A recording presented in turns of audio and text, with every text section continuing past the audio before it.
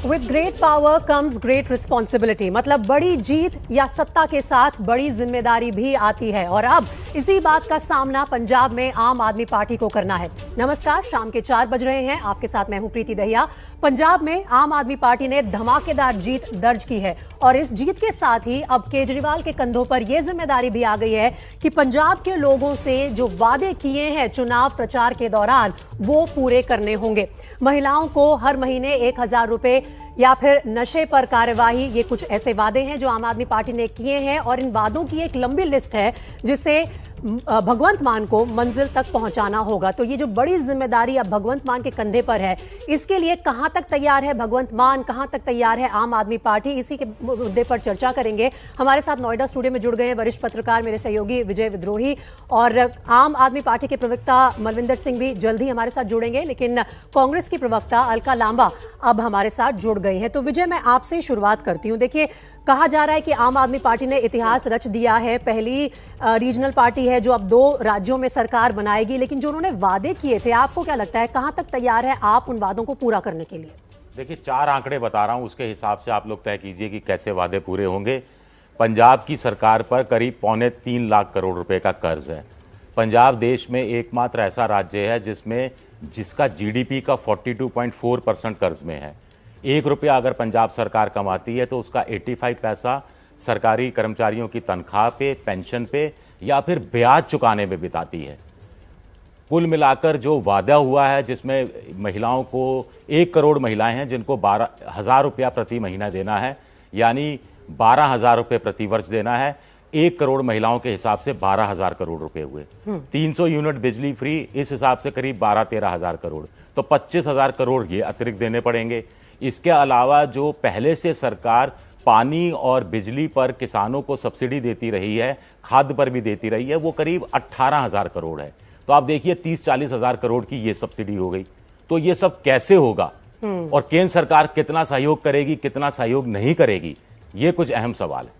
बिल्कुल यही सवाल है। और चुनाव प्रचार के दौरान या अपने मैनिफेस्टो में जनता से वादे करना अलका एक तरफ होता है, दूसरी तरफ जब आपकी सरकार हो उन्हें निभाना ये भी जिम्मेदारी होती है उस पार्टी की जिस पर जनता ने अपना विश्वास जताया है। अरविंद केजरीवाल पर सभी विपक्षी राजनीतिक दलों का ये इल्जाम रहता है कि वो मुफ्त की राजनीति को पॉपुलर कर रहे हैं। आपको लगता है आम आदमी पार्टी ने जो ये वादे किए हैं उन्हें पूरा कर पाएगी? देखिए, हम तो उन्हें शुभकामनाएं देते हैं, उम्मीद करते हैं आपको पूरा करना होगा। कर पाएंगे नहीं का सवाल खत्म हो चुका है। आपने अब जैसे अभी आपको बताया गया कि 12,000 करोड़ यानी कि हर महिला जो 18 साल से ऊपर है, कांग्रेस विपक्ष में है। अब कांग्रेस जो महिलाओं से वायदा किया है 1 अप्रैल से पहले बजट के बाद हर महिला के खाते में 1,000 रुपया जमा हो, 12,000 करोड़ खर्च हो, ये कांग्रेस सुनिश्चित करेगी। कांग्रेस सुनिश्चित करेगी कि 1 अप्रैल से 300 यूनिट आपको फ्री देना होगा। अगर आप ऐसा नहीं करेंगे तो आपको पूरे पंजाब को बताना होगा कि सिर्फ वोट लेने के लिए, सत्ता हासिल करने के लिए आपने ये जुमलेबाजी करी और अब आप नहीं कर सकते हैं और वो बेनकाब होंगे। लेकिन हम विपक्ष में जनता के साथ खड़े हैं और जो वायदे करके वोट लिया गया है हम उसको सुनिश्चित करेंगे। बेरोजगारी भत्ता हो, 1,000 रुपया हो, 300 यूनिट हो, ये इन्हें 1 अप्रैल से मिलना चाहिए। ठीक है, तो इसकी जिम्मेदारी विपक्ष पर भी रहेगी कि इस तरह से आंसरेबल करेंगे आम आदमी पार्टी को। विजय, आप कुछ कहना चाहते थे, साथ ही मैं बता दूं कि आम आदमी पार्टी के प्रवक्ता मलविंदर सिंह कांग भी जुड़ गए, उनके पास जाऊंगे, लेकिन विजय आपका क्या पॉइंट था? नहीं, अब आम आदमी के प्रवक्ता आ गए हैं, वही सवाल करें जो सवाल उनकी अनुपस्थिति में मैं करने वाला था अलका लांबा से, कि भाई आम आदमी पार्टी ने तो 1,000 रुपया प्रति महिला की बात की है, आप लोगों ने तो 1,100 रुपये प्रति महिला की बात की थी। बिजली फ्री देने की भी आपने बात की थी। आप सत्ता में दोबारा आ जाती तो आप कैसे पूरा कर देती? ये आइडिया दे दीजिए, बगल में बैठे हैं आपके। ये आइडिया मेरे ख्याल से अलका आप शेयर कीजिएगा मलविंदर सिंह के साथ। पहले ओपनिंग कमेंट्स ले लेती हूँ। आम आदमी पार्टी के प्रवक्ता आ गए, अब यहाँ पर चर्चा भी इसी बात पे हो रही है कि आम आदमी पार्टी अपने कैसे वादे पूरे करेगी पंजाब में। तो ये जायज सी बात है कि मलविंदर सिंह आप हमें बताएं कि जिन वादों की हम बात कर रहे हैं, चाहे वो कर्ज हो पंजाब पर, चाहे वो महिलाओं के प्रति जो आपने 1,000 रुपए का जो बोला है कि दिया जाएगा हर महिला को, चाहे वो 300 वाट फ्री बिजली हो, पूरा करने के लिए क्या प्लान है आम आदमी पार्टी का, वो हमारे साथ साझा कीजिए। देखिए, पंजाब की बदकिस्मती ये रही है, जिन रिवायती पार्टियों ने अभी तक पंजाब पे राज किया, चाहे कांग्रेस हो चाहे अकाली दल हो, पंजाब रोडवेज तो घाटे में रही है। इन लीडरों की प्राइवेट बसें हमेशा फायदे में रही हैं। कांग्रेस और अकाली लीडरों की शराब की फैक्ट्रियां फायदे में है, पंजाब का एक्साइज डिपार्टमेंट घाटे में है। कांग्रेस और बाकी जो राज करती रूलिंग अकाली दल की लीडरों के बड़े बड़े एम्पायर खड़े हो गए, पंजाब पे कर्जा चढ़ गया। पिछले 25 सालों में चाहे बादल साहब सीएम हो या कैप्टन अमरिंदर सिंह कांग्रेस के सीएम हो या प्रचार के मूड में है क्या? आपकी ये बातें जनता ने मान ली, आपको मौका दे दिया, उनको बाहर कर दिया, अब बताइए आप कैसे पूरा करेंगे? पंजाब में, मेरा कहने का मतलब है, पंजाब में रिसोर्सेस की कमी नहीं है। पंजाब में अगर करप्ट ये माफिया राज अगर खत्म होता है और जो हमारी साफ सुथरी सरकार, जिसको इतना बड़ा मैंडेट पंजाब में मिला है, अगर वो साफ सुथरी नीयत से अगर हम पंजाब को कोई रूल करेगा और आम आदमी पार्टी करके दिखाएगी कि पंजाब का जो रेवेन्यू 1,80,000 करोड़ का है, 5 साल में 5 लाख करोड़ तक जा सकता है ईमानदार सरकार से, और हम करके दिखाएंगे।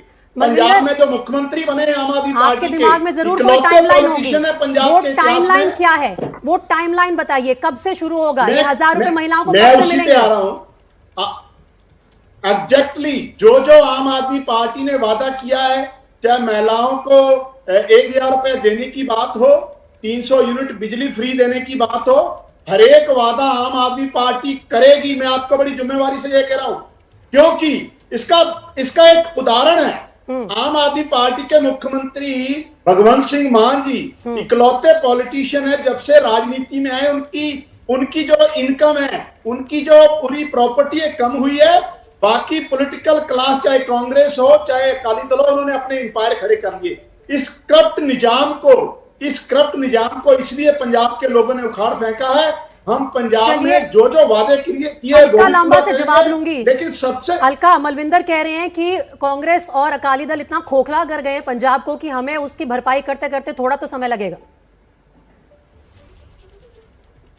यानी कि थोड़ा समय कितना, कब तक आप महिलाओं को ठगेंगे ये तर्क दे के कि हम आपके बैंक में 1,000 नहीं डाल पा रहे? कब तक बेरोजगारी भत्ता और 300 यूनिट जो बिजली मुफ्त है वो कब तक? 6 महीने या कितना? और अब आपने अच्छा किया, इन्हें रोका कि चुनाव खत्म हो चुका है, सत्ता आपके हाथ में आ गई है शपथ लेने के बाद। अब आप कब कैसे करेंगे? ये भी कह रहे थे, पूछिएगा, एक सवाल पूछिएगा, पंजाब जानना चाहता है क्या सरकारी बंगले में जाएंगे या आम आदमी की तरह अपने घरों से सरकार चलाएंगे? क्या वीवीआईपी ब्लैक कमांडो सुरक्षा लेंगे या आम आदमी की तरह रहेंगे? क्या गाड़ियों के काफिले जो चलते थे, जिसका विरोध ये करते थे, क्या वो वीवीआईपी गाड़ियां लाख बत्तियों और काफिलों में चलेंगे, एक साधारण आदमी की तरह एक गाड़ी में चलेंगे? तो यही तो नैरेटिव सेट किया था ना आम आदमी। अब ये पूछना चाहते हैं कि आप उस आम आदमी की तरह सरकार चलाएंगे या आप खास बंगले, गाड़ी, ठीक है बलविंदर, जवाब दीजिए, आम आदमी पार्टी की पंजाब की सरकार कितनी आम और कितनी खास? देखिए, जो पंजाब के मुख्यमंत्री बने हैं वो एक्चुअल में आम आदमी है। मैंने पहले भी एग्जांपल दिया, कांग्रेस और अकाली दल ने अपना एम्पायर खड़ा कर लिया, पंजाब पे कर्जा चला दिया। हमको कोई दिखाने की जरूरत नहीं है भगवंत सिंह मान जी को और हमारे किसी लीडर। अलका जी आप चुप रहिए। अलका जी, मैं बीच में नहीं बोलता, मेरे बड़े रिस्पेक्टेड बड़े हो आप अलका जी, तो मैं आपसे बीच में नहीं बोलता, मेरी आपसे रिक्वेस्ट है। देखिए, हमारे लीडर के यहाँ से 10-10 करोड़ रुपया नहीं पकड़ा जाएगा, अगर पकड़ा जाएगा तो इमीडिएटली उनके यहाँ कार्रवाई। हमारा एक ही वादा है, जो governance model of governance Arvind Kejriwal ji का दिल्ली में है, उस मॉडल ऑफ गवर्नेंस को और भगवंत मान के किरदार को लोगों ने वोट दिया है और हमको एक मौका दिया। हम जानते हैं मलविंदर, लोगों ने मौका दे दिया है, बहुमत के साथ आम आदमी पार्टी की सरकार बनेगी। 16 तारीख को शपथ ग्रहण है भगवंत मान का, लेकिन विजय विद्रोही, ये सवाल पहले भी पूछा गया था भगवंत मान से भी, अरविंद केजरीवाल से भी। हमारे सहयोगी जगविंदर पटियाल ने पूछा था एबीपी न्यूज के कॉन्क्लेव में कि आप बताइए ये कब से शुरू हो जाएंगी आपकी योजनाएं, तो वहां पर भी अरविंद केजरीवाल झेप गए थे। उन्होंने कहा था कि अरे तुम 11 मार्च से मुझसे उम्मीद मत करना कि मैं ये सब काम पूरे करना शुरू कर दूंगा। तो कब करेंगे? टाइमलाइन तो कोई दे नहीं रहा है विजय। नहीं, टाइमलाइन नहीं दे रहे। मुझे तो इनसे एक आम आदमी पार्टी से सिर्फ एक सवाल पूछना है कि मैंने माना कि आप जो नेताओं के, प्रकाश सिंह बादल वगैरह के जो आप आरोप लगाते रहे, उनका रोडवेज पे कब्जा है, वो कब्जा हटा लेंगे और पंजाब का जो रोडवेज है वो प्रॉफिट में आ जाएगा, मैंने मान लिया। मैंने मान लिया कि आप ड्रग्स माफिया पर कंट्रोल करेंगे, मैंने मान लिया। मैंने ये मान लिया कि आप बजरी माफिया पर कंट्रोल करेंगे, मैंने मान लिया। शराब माफिया पर कंट्रोल करेंगे, मैंने मान लिया। तो इससे कुल मिलाकर कितना राजस्व आएगा? आपको रोक रही हूं, मेरे पास एक बड़ी खबर आ रही है, उत्तर प्रदेश से जुड़ी हुई बड़ी खबर आ रही है इस वक्त। ये कहा जा रहा है कि 20 मार्च के बाद योगी आदित्यनाथ का शपथ ग्रहण हो सकता है। योगी 2.0 के लिए उत्तर प्रदेश तैयार है और पहले ही कहा जा रहा था कि होली के बाद उनके शपथ ग्रहण समारोह को रखा जाएगा। और खबर अब इस वक्त ये आ रही है कि 20 मार्च के बाद होगा योगी आदित्यनाथ का शपथ ग्रहण। एक बार फिर से भारतीय जनता पार्टी योगी आदित्यनाथ के नेतृत्व में सरकार बनाएगी उत्तर प्रदेश में, और यूपी में 2 डिप्टी सीएम बनाए जा सकते हैं एक बार फिर से। बेबी रानी मौर्य का नाम भी डिप्टी सीएम की चर्चा में अब शामिल है। उत्तराखंड की राज्यपाल रह चुकी हैं बेबी रानी मौर्य, उनके अलावा और कौन हो सकते हैं डिप्टी सीएम? चलिए इस तमाम जानकारी के लिए सीधा चलते हैं मेरे सहयोगी पंकज झा के पास, जो हमारे साथ जुड़ रहे हैं अब। पंकज, क्या कुछ खबर है आपके पास शपथ ग्रहण को लेकर, और कौन कौन होगा इस बार योगी 2.0 में? देखिए, सबसे बड़ी बात तो मैं आपको ये सब कर देना चाहता हूँ कि जो बीजेपी के बड़े नेता से बात की तो उन्होंने कहा कि 20 तारीख के बाद यूपी में यूपी सरकार का शपथ ग्रहण होगा, यानी योगी आदित्यनाथ उस समय मुख्यमंत्री पद का शपथ लेंगे, यानी होली के बाद की बात। उसके बाद सबसे बड़ी बात यह है कि जो योगी सरकार में जो चेहरे हैं वो फोकस किस तरीके से होंगे, इसको अब 2024 के लोकसभा चुनाव पर छाप पड़े किस तरीके से मंत्रिमंडल का होगा। जो नए सामाजिक समीकरण की बात हो रही है, जिसमें एसटी समाज के लोग, जाटव समाज के लोग, बेबी रानी और जो उत्तराखंड की राज्यपाल रही, जो विधायक चुनी गई हैं आगरा से पहली बार, और वो इस नागरिक हैं। इसी वजह से कानपुर के पुलिस कमिश्नर रह के कन्नौज से पहली बार विधायक बने हैं असीम अरुण। ये कहा जाता है कि इस बार भी 2, 3 या 4 तक जा सकती है उप मुख्यमंत्री की संख्या। पार्टी के कुछ बड़े नेताओं की राय है, कुछ की राय ये है कि किसी को भी डिप्टी सीएम न बनाया जाए, जो बड़े चेहरे हैं उनको अब बड़े बड़े भाग दे दिए जाए। केशव प्रसाद मौर्य के बारे में भी 2 तरह की बातें सामने आ रही है। हालांकि वो चुनाव हार गए, लेकिन ये भी कहा जा रहा है कि मंत्रिमंडल में शामिल किया जाएगा। ये भी कहा जा रहा है कि सत्यदेव सिंह को मंत्रिमंडल में लाकर केशव प्रसाद मौर्य को उसको यूपी बीजेपी अध्यक्ष पद की जिम्मेदारी दे दी जाएगी। तो नए चेहरे शामिल हो सकते हैं। इसमें दयाशंकर सिंह का भी नाम चल रहा है, उसमें राजनाथ सिंह की देखते जो पंकज सिंह है जो दूसरी बार विधायक गए हैं, का भी नाम चल रहा है। पासवान जो फतेहपुर, ठीक है पंकज, तो ये सारी जो गतिविधि है सरकार बनाने से जुड़ी हुई वो तेज हो गई है उत्तर प्रदेश में भी, और साथ ही हमने चर्चा की आम आदमी पार्टी के बारे में भी कि पंजाब में वो कैसे अपने वादे पूरे करेगी। तमाम अपडेट्स पर लगातार हमारी नजर बनी रहेगी। और आगे देखिए एबीपी न्यूज पर योगी आदित्यनाथ के मुख्यमंत्री की कुर्सी तक पहुंचने की कहानी। थोड़ी देर पहले हमने आपको ये बड़ी खबर दी थी, और अब ताजा अपडेट ये है कि एसपी अध्यक्ष अखिलेश यादव ने भी पार्टी के विधायकों की 21 मार्च को बैठक बुलाई है। अपने नए विधायकों के साथ आगे की रणनीति विपक्ष में बैठकर क्या रहेगी अखिलेश यादव के लिए, इसी से जुड़ी हुई ये बैठक बुलाई गई है। 21 मार्च को ये बैठक होगी समाजवादी पार्टी के विधायकों के साथ समाजवादी पार्टी के अध्यक्ष अखिलेश यादव की। गौरतलब है कि 20 मार्च के बाद ही शपथ ग्रहण होगा योगी आदित्यनाथ का, और तब पता चलेगा कि योगी के नए कैबिनेट में कौन कौन नेता मंत्री के तौर पर आएंगे, और यूपी में साथ ही समाजवादी पार्टी की क्या रणनीति होगी, उससे चलती हुई भी एक और बैठक हो। नमस्कार, आप देख रहे हैं देश का सर्वश्रेष्ठ न्यूज चैनल एबीपी न्यूज। मेरा नाम है प्रीति दहिया, और इस वक्त सूत्रों के हवाले से एक बड़ी खबर आ रही है कि 20 मार्च के बाद हो सकता है उत्तर प्रदेश में शपथ ग्रहण। यूपी में कहा यह भी जा रहा है कि 4 डिप्टी सीएम इस बार बनाए जा सकते हैं योगी 2.0 की सरकार में। सूत्रों के हवाले से यह खबर आ रही है कि इस बार 4 डिप्टी सीएम भी बना सकती है भारतीय जनता पार्टी। वो नाम क्या है जो चर्चा में है वो आपकी स्क्रीन पर है। सबसे ऊपर नाम आ रहा है बेबी रानी मौर्य का, कि वो भी एक डिप्टी सीएम हो सकती है। दयाशंकर सिंह, असीम अरुण मंत्री बनाए जा सकते हैं। कुछ नए चेहरे जिन्हें मौका दिया जा सकता है इस बार योगी सरकार में। 11 सिटिंग मिनिस्टर अपना चुनाव हार गए, जिसके चलते कुछ नए चेहरे भी आ सकते हैं इस बार योगी के कैबिनेट में। लेकिन इसके साथ साथ बड़ी खबर यह है कि इस बार हो सकता है भारतीय जनता पार्टी उत्तर प्रदेश में 4 डिप्टी सीएम रखे योगी के साथ, और वो 4 नाम जो चर्चा में है वो भी हम लगातार आपको दिखा रहे हैं।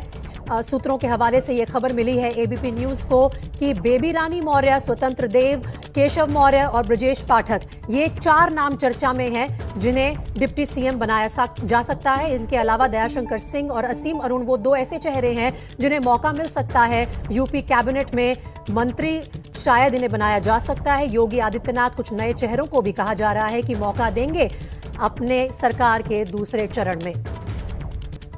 तो उत्तर प्रदेश में आखिर अखिलेश यादव की समाजवादी पार्टी का क्या हुआ? उन्होंने पूरा जोर लगाया, सीटें भी बढ़ी, वोट प्रतिशत भी बढ़ा, लेकिन सरकार बनाने से काफी दूर रह गए। चुनाव नतीजों पर अखिलेश यादव के चाचा और प्रगतिशील समाजवादी पार्टी के अध्यक्ष शिवपाल यादव ने एबीपी न्यूज संवाददाता मनोज्ञा लोहेवाल से एक्सक्लूसिव बातचीत की है। शिवपाल का कहना है कि हार की समीक्षा जरूरी है। उत्तर प्रदेश की राजनीति में इस बार जिस तरह से जनादेश आया है उस पर बात करने के लिए हमारे साथ शिवपाल यादव हैं, जो प्रसपा के मुखिया हैं और साथ ही साथ जसवंत नगर से विधायक हैं, समाजवादी पार्टी के पूर्व मंत्री भी हैं। शिवपाल जी, जो मैंडेट आया है उसको देखकर क्या कहेंगे? 2022 का जो इलेक्शन हुआ है, वैसे तो माहौल तो था, अखिलेश यादव के नेतृत्व में जो गठबंधन बना था, लेकिन भारतीय जनता पार्टी को बहुमत मिला है, तो इसमें कहीं न कहीं खामियां रही हैं। तो उन खामियों का हमें समीक्षा भी करनी होगी और समीक्षा करने के साथ साथ हम लोगों को चिंतन भी करना पड़ेगा। तब पता चलेगा कि इसमें खामियां क्या थी। क्या पार्टी बहुत ज़्यादा ओवर कॉन्फिडेंट थी कि हम जीत रहे हैं, या गलतियां बहुत ज़्यादा हो गई? देखिए, खामियां भी थी और हमारे जितने भी प्रदेश के कार्यकर्ता थे वो ओवर कॉन्फिडेंस में भी थे, और जो भी चालाकियां भारतीय जनता पार्टी कर रही थी उसका हमारा संगठन मुकाबला नहीं कर सका। तो हमारा संगठन ट्रेंड होना चाहिए था, लेकिन हम संगठन को ट्रेंड नहीं कर पाए। वो कौन सी चालाकियां हैं जो बीजेपी ने की और आप नहीं उसको समझ पाए? देखिए, पहले तो इन्होंने वोटर लिस्ट से 5,000, 10,000, 20,000 फाइनल लिस्ट में वोट काटे हैं। वो वोट काटे हैं केवल यादव और मुसलमान, तो उनसे भी नुकसान हुआ है। और दूसरी, इन्होंने पैसे भी बांटे हैं। लास्ट टाइम इतना पैसा बांटा गया है सभी सीटों पर, तो ये भी थी बात। और तीसरा है, जो मैंने अभी तक समीक्षा की है, जो गरीबों को राशन बांटा गया और जो गरीब किसानों को एक साल में जो 6-6 हज़ार रुपया दिया गया है, उसकी वजह से भी जो वैसे तो वोट परसेंटेज ज़्यादा मिला है, वोट भी ज़्यादा मिला है, लेकिन जो हम लोगों को उम्मीदें थीं कि अब की बार भारतीय जनता पार्टी के खिलाफ जनता है और हट जाएगी, लेकिन उसमें हम लोगों की कुछ भूलें भी रहीं, कुछ खामियां भी रहीं, और खामियां को हम लोगों को दूर करना पड़ेगा। आप पर परिवारवाद का आरोप लगा, क्या ये समाजवादी पार्टी के नेतृत्व की विफलता दिखाता है? देखिए, कहीं न कहीं तो देखिए, जो भारतीय जनता पार्टी की चालाकियां थीं उसमें नहीं पड़ना चाहिए था। सीधे सीधे जिस तरीके से हम लोग काम करते थे, किसी की चिंता नहीं करते थे कौन क्या बोल रहा है, लेकिन अपनी नीतियों पर और अपने जो मुद्दे होते थे उन पर हम डटे रहते थे। तो डटना चाहिए था उन पर, और डट कर के भारतीय जनता पार्टी की जितनी गलत नीतियां थीं उनका मुकाबला करना चाहिए था। आपकी बात तो ये तो एक बात उत्तर प्रदेश में हारने वाली पार्टी की। पंजाब का रुख कर लेते हैं। यहाँ कांग्रेस के पूर्व अध्यक्ष सुनील जाखड़ ने कहा है कि चन्नी के चेहरे पर चुनाव लड़ना पार्टी को महंगा पड़ गया। जाखड़ ने केंद्रीय नेतृत्व के फैसले पर सवाल उठाते हुए कहा है कि सिद्धू के चेहरे पर चुनाव लड़ते तो बदलाव की आंधी रुक जाती। सुनील जाखड़ से बात की है जैनेन्द्र ने। पंजाब विधानसभा चुनाव में आम आदमी पार्टी ने कांग्रेस और अकाली दल को बेहद बुरी तरह पछाड़ दिया। कांग्रेस पार्टी 3 महीने पहले यहां मुख्यमंत्री बदलने के बाद मानकर चल रही थी कि उसने सत्ता विरोधी माहौल को काबू कर लिया है और चरणजीत सिंह चन्नी को पंजाब एक और मौका देगा, लेकिन ऐसा कुछ नहीं हुआ। चन्नी खुद दोनों सीटों से चुनाव हार गए। प्रदेश अध्यक्ष नवजोत सिंह सिद्धू अपनी सीट नहीं बचा पाए और कांग्रेस पार्टी की करारी हार हुई। क्या कारण रहे और आगे पंजाब में कांग्रेस पार्टी का भविष्य किस तरह दिखेगा, इस पर बात करते हैं कांग्रेस पार्टी के सीनियर नेता सुनील जाखड़ से, जो कि कैंपेन कमेटी चीफ थे। एक तरीके से आप भी नेतृत्व कर रहे थे इस चुनाव का। जाखड़ साहब, कैसे देखते हैं नतीजों को, क्या वजह मानते हैं ये जो करारी हार हुई? मोटा मोटा आंकलन किया जाए तो ये बात सभी ने समझी थी, और जिस बात को लेके कैप्टन अमरिंदर सिंह जी को बदला गया वो ये था कि लोग बदलाव चाहते हैं। परंतु हमने चाहे बीमारी का आंकलन सही कर लिया, परंतु बीमारी का इलाज जो दवाई दी वो गलत थी। दावा भी किया था कि 40 से ज्यादा विधायकों ने आपके नाम पर सहमति जताई मुख्यमंत्री के लिए। अगर ये फैसला होता, क्या आज नतीजे कुछ और होते? मैं देखिए साहब, ये मैं अपने मुंह कोई मियाँ मिठू बनने के, मैं समझता हूं कि बहुत से काबिल लोग, बहुत से तो मैं नहीं कहूंगा, कुछ चंद लोग थे जो काबिल थे, जिनको मौका अगर दिया जाता तो लोग, मैं उनमें से आज चाहे वो बतौर प्रधान नहीं, आज मैं समझता हूं सफल साबित हुए, परंतु अगर नवजोत सिंह सिद्धू को भी मौका दिया जाता, हो सकता है कि वो सबको साथ लेके चलने की उनका कार्यशैली ऐसी नहीं है, परंतु उनके ऊपर करप्शन का इल्जाम नहीं लगता साहब, उनके ऊपर बादलों के साथ सांठगांठ का इल्जाम नहीं लगता। सीएम के बेहतर मसला ये सबसे बड़ा था। मैं समझता हूं वो बेहतर साबित होते। जो बदलाव था, बदलाव की जो आंधी चली है, इस बदलाव को वो रोक सकते थे। उनका जो चरित्र था उनमें ये दो कमियां नहीं है साहब, और इन दो कमियों को लेके ये सारा, ये जो कुछ हुआ है सारा इसी बात के लिए हुआ है। ये जो बदलाव हुआ है कि एक लोगों में परसेप्शन बन गई थी, लोगों में एक भावना बन गई थी कि ये जो सरकार है कांग्रेस की 4.5 साल, ये बादलों के साथ मिली हुई है और ये जो है करप्शन के अंदर संलिप्त है। ये दो इल्जाम इनके ऊपर नहीं लगते थे। तो मैं समझता हूं हो सकता है कि अगर इसी तरह से ये घर में जिस तरह से साथ लेके नहीं चलने की क्षमता, हो सकता है ये एक बहुत बड़ी अड़चन आ जाती, 4 महीनों में इसके परिणाम देखने को मिलते, परंतु ये बदलाव की आंधी को इससे ठहराव लग सकता। तो सर, जब लुधियाना में, चलिए ठीक है, जब कैप्टन को हटा के चन्नी को बनाया गया, लेकिन जब बाद में चुनाव में सीएम का चेहरा कौन हो, ये फैसला जब करना था, लुधियाना में जो अनाउंसमेंट किया राहुल गांधी ने, क्या सिद्धू के चेहरे पर कांग्रेस लड़ती तो भी बेहतर परिणाम आ सकता? ये प्रैक्टिकल नहीं है। ना प्रैक्टिकल नहीं है साहब। आप कैसे एक व्यक्ति को, फिर तो कैप्टन अमरिंदर सिंह को रख के आप सिद्धू को आगे के लिए अनाउंस कर देते? ये कैसे हो सकता है कि मुख्यमंत्री कोई और हो, कोई जंग आपको जीत के कोई और दे और आप राज्याभिषेक किसी और का पहले आप अनाउंस किए? बेटे ये नहीं हुआ करता। जब आपने धारणा, जब चन्नी को मुख्यमंत्री बना दिया, उसके बाद ये सवाल उठना कि आगे चेहरा कौन होगा, ये मैं समझता हूं एक बहुत ही बड़ा पॉलिटिकल ब्लंडर था। ये इन दोनों ने क्यों सिद्धू ने और क्यों चरणजीत सिंह चन्नी ने ये बात राहुल जी के मुंह से कहलवाई कि हमें दोनों सहमत हैं, आप हम में से किसी को कर दो, ये उनको कहना भी नहीं चाहिए था, क्योंकि अपने एक नेचुरल चॉइस थी। अगर बदलना, चेहरा ऐलान करना ही नहीं चाहिए। इसका आज बेमायना साहब। जब तो अब हार पर मंथन कर रही हैं वो सभी पार्टियां जिन्होंने चुनाव में शिकस्त का सामना किया है।